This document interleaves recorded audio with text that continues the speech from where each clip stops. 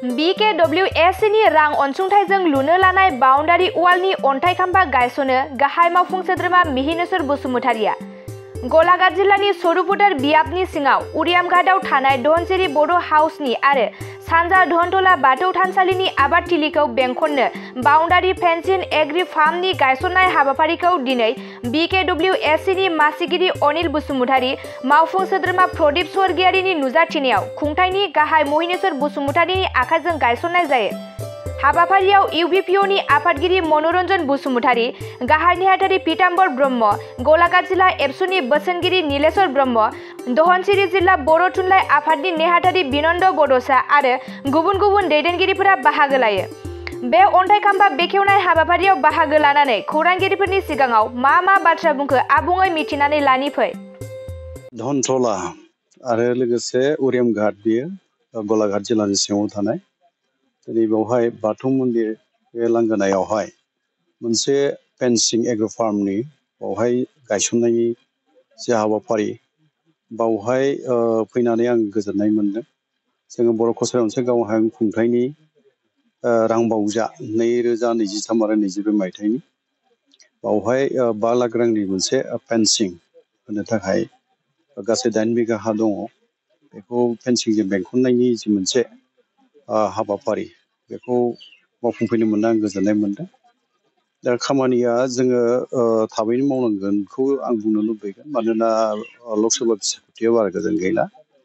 लकसभा बिसायख'थिनि अक्ट'खौ फोसावोबा जेब्ला माने बिसायख'थि फसंथाना फोसावगोन बेनि उनावहाय जोङो गायसननाय हाबाफारि मावनो हानाय नङा। अब्ला जोङो 1 दाननिबो बाराय नेनांनो हागौ आरोखि, दै लाना फैगोन। ओंखायनो बिनि सिगां हाखु दाखुब्लाबो जोङो गायसननायनि हाबाफारिफोरखौ मावगासिनो दङ। दा बे थांखिजोंनो बिसिम सौफैदों। दा जोंहा मावनांगौ गोबां खामानि थाबाय। बेथ' जोंनि गोजोनथाव मालाबाबो जानो हाया। अब्लाबो जोङो जि एसे रां बावजा मोनो, गासै जोङो बर' कसारि अनसाइ गाव हायुं खुंथाया सामलायथ'नाय सोरखार हिसाबै माने इन्ट्रिम काउन्सिल इंराजियाव बुङो, बियो 13 कौटि 50 लाख रांल' मोनो।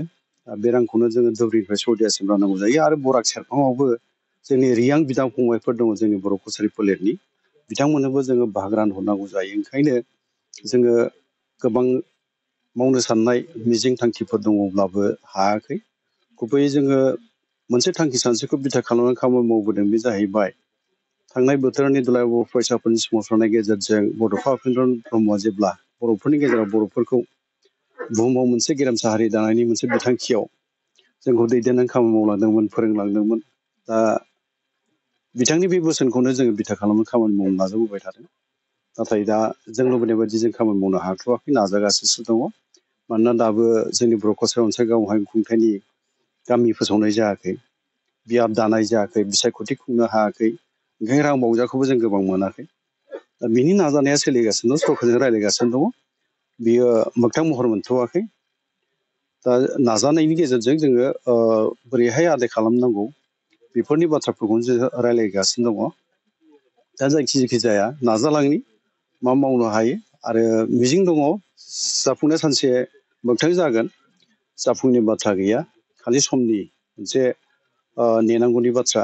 आरो मोनसेया जाहैबाय बिटिआर एकर्डनि दफाफ्रा दाबो मावफुंजाजोबाखै, जेरै सिमा बारायनायनि बाथ्रा, कार्बि आंलंनि इसुनि बाथ्रा, हाजोनि ट्राइबेल गनायथि दाबो मोना जोंनि बर'फ्रा।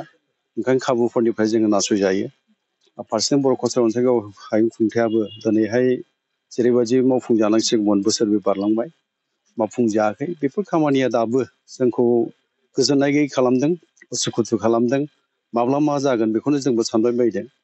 दा बिनिनो राहा लामा नागिरनानै जोङो खामानिखौ मावलायगासिनो दं। आरो जोङो बेखायनो खावलायबोदों जोङो जोंनि रायजो राजाफोरखौ, जोंनि दैदेनगिरिफोरखौ, बयबो रायजो राजा, आइ आफा, बिदा फंबाय, बिनानाव, जोङो दिनैनि बे अलखद गोनां बुब्लियावहाय खौसेयैनो जों खामानि मावलांबावनांगौआ जोंखौ दाबो हुसियारि होदों। जों बुजिनांगोन, मोनथिलायनांगोन। जेब्ला जोंनि गेजेराव खौसेथिया बायगोन, गुबुना जोंखौ नासयगोन आरो जोङो गेलेजागोन, बे सैथो बाथ्रा। ओंखायनो फैगासिनो थानाय समाव जों खौसेयैनो बोरै ज' खामानि मावलांनो हायो बेनि थाखाय सानलायनांगोन, खामानि मावनांगोन। गोजोन्थों। बर' कसारि गाव हायुं खुंथायनि 2023 आरो 24 मायथाइनि रां बावजादों दिनै जोङो गलाघाट जिल्लानि जिथु धनसिरि साब डिभिजन बेयाव जों मोननै फसंथाननि सोरगिदिं इन्जुर बाउन्डारि वाल जों गायसनदों जोंनि PKWCनि मानगोनां गाहाय मावफुं सोद्रोमा मिहिनसर बसुमतारीनि आखाइजों आरो दिनैनि बे हाबाफारियाव जोंनि चेयारमेन मानगोनां अनिल बसुमतारी बिथां दङमोन खौसेथि बर' सुबुं आफादनि मिरुनि आफादगिरि मनरन्जन बसुमतारी गाहाय नेहाथारि पिताम्बर ब्रह्म आरो जिल्ला एबसुनि गलाघाटनि बोसोनगिरि नीलेश्वर ब्रह्म धनस्री जिल्ला बर' थुनलाइ आफादनि नेहाथारि बिनन्द बड'सा आरो गलाघाट जिल्ला बर' थुनलाइ आफादनि नेहाथारि गपिनाथ हाज'वारी बिथांमोनहा जोङो धनस्री बड' हाउसनि इन्जुर आरो सोनाब धमतला गामिनि बे बाथौ थानसालिनि जिथु बिथांमोननि आबाद दङ बे आबादखौ दुमथेनो थाखाय जों बे बाउन्डारि वालखौ बानायनाय जादों आं मिजिंथियो बेबादिनो जों लासै लासैनो जोंनि मावनो गोनां हाबाफारिफोरखौ मावलांनो हागोन आरो लासै लासैनो जोङो जोंनि रां बावजादों मावनायनि गेजेरजोंनो जोंनि ओनसोलफ्रा जौगालांबाय थागोन होननानै जों मिजिंथियो। क'क्राझार नोगोरनि RNB लामाजों थांनाय बागानसालि वार्ड नाम्बार 8 आव रायजो राजाफोरनि गोग्गो देहा लाखिनो थाखाय सानजोरां इन्टारप्राइजआ गोदानै जेनेसा वेलनेस प्राइभेट लिमिटेड बेखेवदों। बे सानजोरां इन्टारप्राइज आयुर्वेदिक गलायाव मानसिनाव जानाय गेदेर गेदेर बेरामनि मुलिफोरखौ मोननो हागोन। किडनिकआव अन्थाइ जानाय, आथिं आखाइ जरा जरा सानाय, लिभार गाज्रि जालांनाय, मोदोमनि माननाय आरो बेनि अनगायैबो बायदि बायदि गेदेर गेदेर बेरामफोरनि मुलिफोरखौ बे सानजोरां इन्टारप्राइजआव लांफैनो हागोन। सानजोरां इन्टारप्राइजआव गासै बेरामनि मुलिफोरखौ हलसेल राङावनो लांनो हागोन। सानजोरां इन्टारप्राइज बिगोमाया फोरमायबावनाय बायदिब्ला नैबे 9954157149 जानबुं नाम्बारनि गेजेरजों नोंथांनि गोनांथि जानाय मुलिफोरखौ सुलाद लानो हागोन।